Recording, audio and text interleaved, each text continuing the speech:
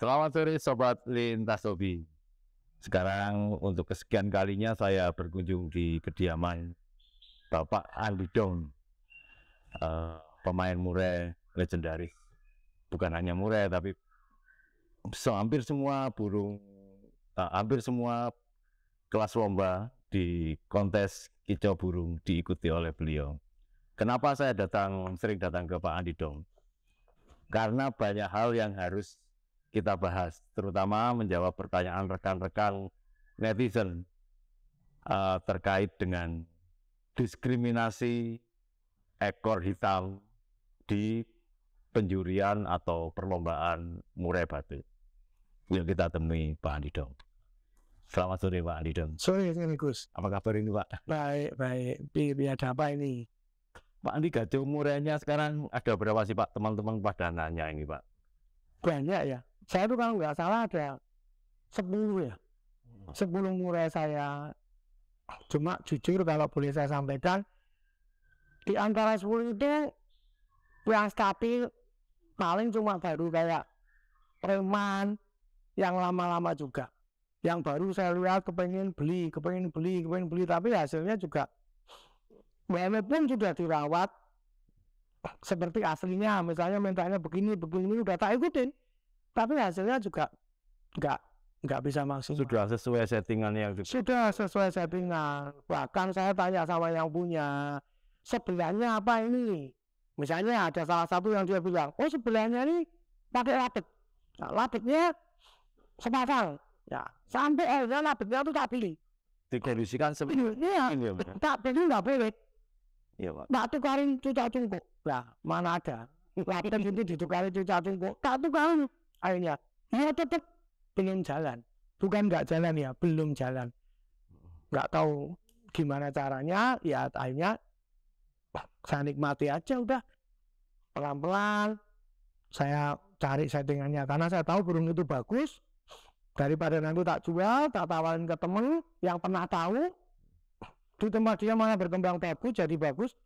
Saya malah bisa ibaratnya apa ya, malah nyesel banget ya. Karena Bapak lihat burung itu pas kondisi bagus ya, lihat sendiri kan Pak. Pas kondisi bagus, pas juara 1.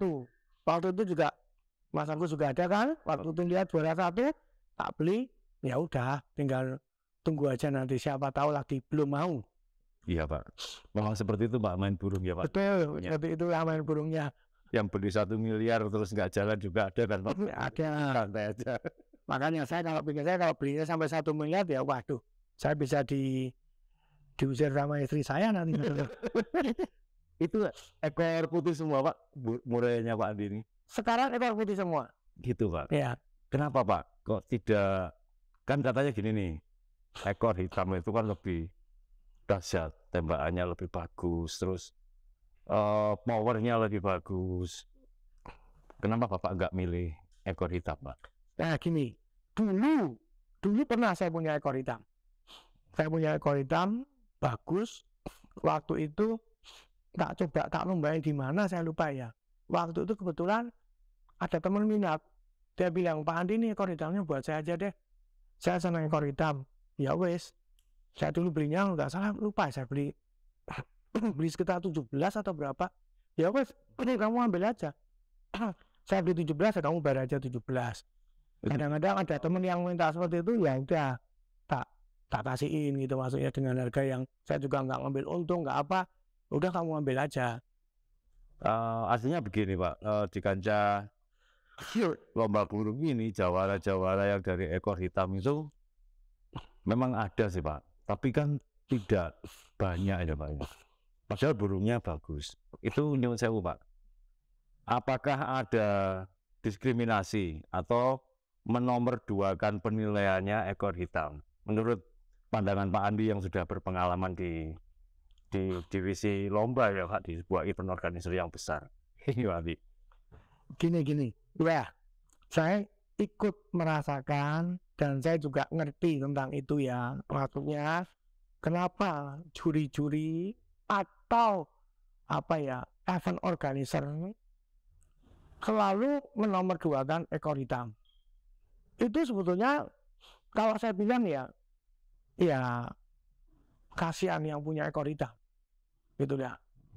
Kecuali kalau lombanya, saya pernah dulu waktu di WNR pun saya juga pernah ngomong dengan teman-teman kita se-BNR, saya bilang, saya waktu itu pernah bilang, ekor hitam, ekor putih di setiap lomba itu punya hak yang sama. Ya, karena kami nulisnya di situ lomba burung murai batu. Ya, bukan murai batu ekor putih.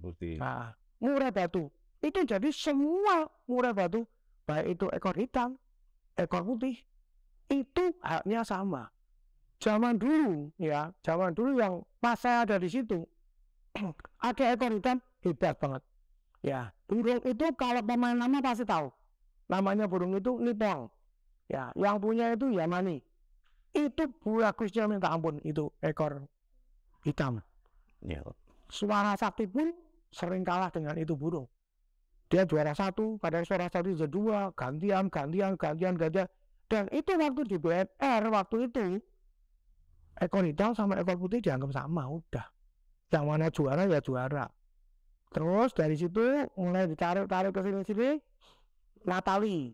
Natali punyanya orang Solo. Itu juga bagus, ekor hitam juga.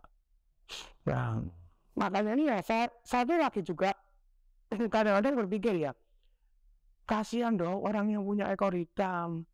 Dia bagus di lapangan udah istimewa gini-gini. Kadang-kadang begitu kalah, dia tanya ke juri misalnya, Pak, burung saya kok kalah ya Pak? Ada juri yang mungkin jawabannya karena ekor hitam. Nah itu kalau menurut saya ya, itu organisasinya tidak profesional. Dia sampai ngomong seperti ekor hitam. Nah kalau gitu mending dari awal aja. Ibaratnya begitu lomba mulai, langsung diumumkan bahwa ekor hitam kita tidak akan menilai. Udah biar yang punya ekor hitam nggak usah lomba. Udah kasihan dia dari rumah bawa burung, harapannya dia ini ekor hitamku bagus istimewa, lombain sampai sana nggak dipandang sebelah mata.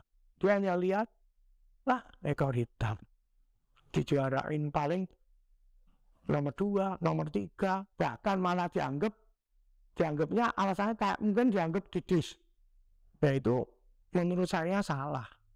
Ya menurut saya organizer yang ngadain lomba harusnya ya kalau begitu dari awal ngomong dong, ini ekor hitam nggak boleh naik. Nah ini kan saya sekarang saya tidak punya ekor hitam. Cuma saya merasakan betapa sakitnya orang yang punya ekor hitam. Begitu selesai lomba kalahnya bukan karena dia nggak bunyi, karena dia ekornya hitam. Nah itu kira-kira apa ya Pak ya yang membuat murai ekor hitam ini menjadi bahan diskriminasi? Kalau saya bilang sebetulnya itu apa ya, dari ini aturan yang dia buat aja. Kalau menurut saya dari aturan yang dia buat aja, nanti kalau ekor hitam nggak usah dijuarain ya.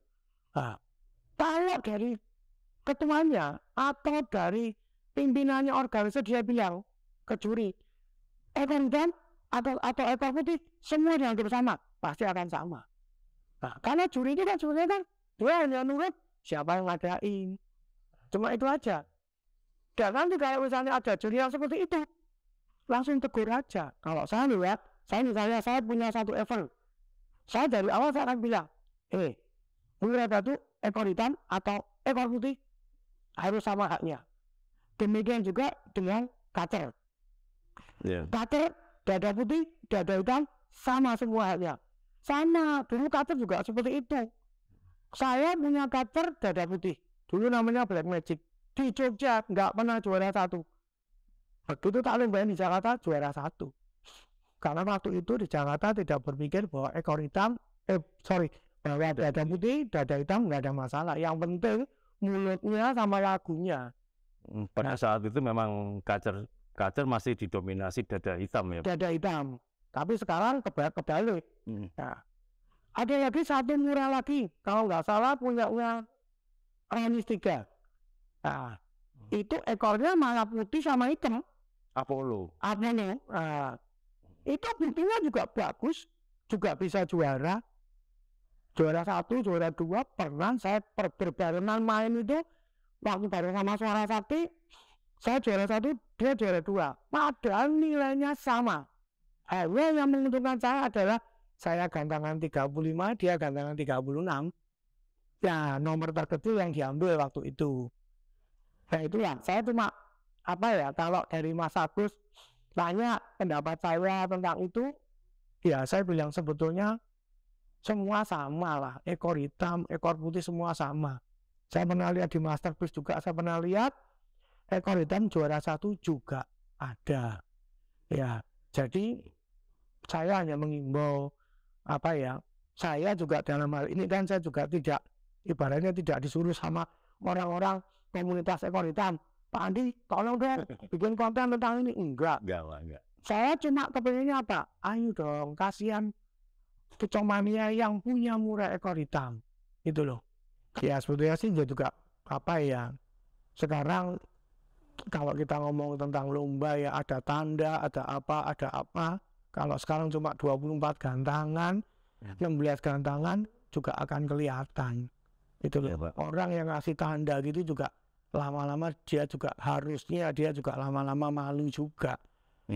Sekarang sudah bukan zamannya sebetulnya. Ya, kasih tanda. Mungkin juga seperti gini Pak, yang di SMM itu kan mungkin gini, karena ekor murai yang bermain itu adalah sebagian besar adalah ekor putih. Ketika ada ekor hitam, itu akan dianggap tanda, atau mungkin akan dibuka kelas sendiri khusus ekor hitam. Karena ketika pemain yang mau nakal ini Pak, nanti yang ekor hitam itu punya saya, gitu, nanti tolong dimenangkan. Ini berbeda konteksnya ya Pak. Ya. Ketika ekor hitam dikalahkan, tentu berbeda konteksnya dengan perbedaan kelas. Seperti itu ya Pak Andi. Iya. Cuma sih sebetulnya